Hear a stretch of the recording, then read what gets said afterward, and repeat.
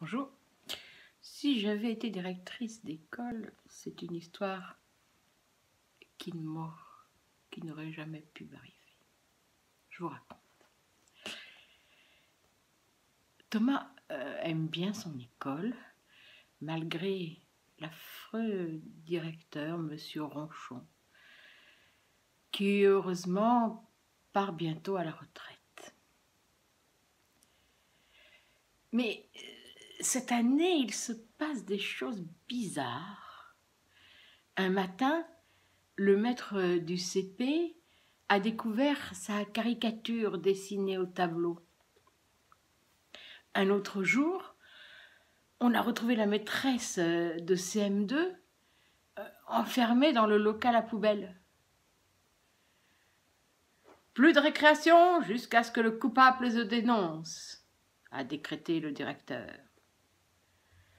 À la cantine, la maîtresse de CM1 a tout recraché en hurlant « Ah, on a mis du piment dans la ketchup !»« Fini les frites !» a ordonné M. Ronchon. « Désormais, ça sera épinard-brocoli. » Comme chaque blague est suivie d'une punition collective, ça ne fait plus rire personne. Il faut trouver le coupable, décide Hugo. Réfléchissant, dit Louise, c'est forcément quelqu'un qui entre dans l'école la nuit pour préparer ses farces. Thomas, qui habite juste derrière l'école, accepte aussitôt d'espionner de sa fenêtre. La nuit suivante, il voit de la lumière et une silhouette dans la classe de CE2.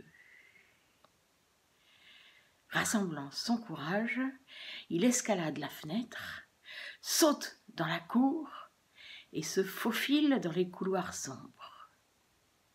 Et là,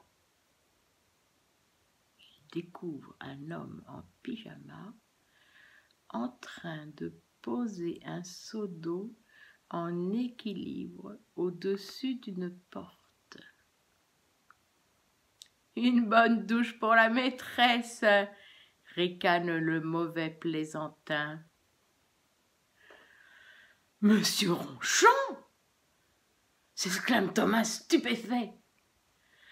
Patatras ! Le directeur tombe de la chaise et fond en larmes. J'étais un élève trop sérieux et toujours faillot, sanglote-t-il. Puis je suis devenu un directeur très sévère. Alors, pour ma dernière année, j'ai voulu faire toutes les blagues que je n'avais jamais faites en 60 ans. Thomas, ému, lui promet de ne rien dire. Le lendemain, il y a eu des frites et des bonbons à la cantine, des récréations d'1 heure, et tout est redevenu normal. Enfin presque. Monsieur Ronchon est désormais le plus gentil et le plus drôle des directeurs. Tout le monde va regretter son départ.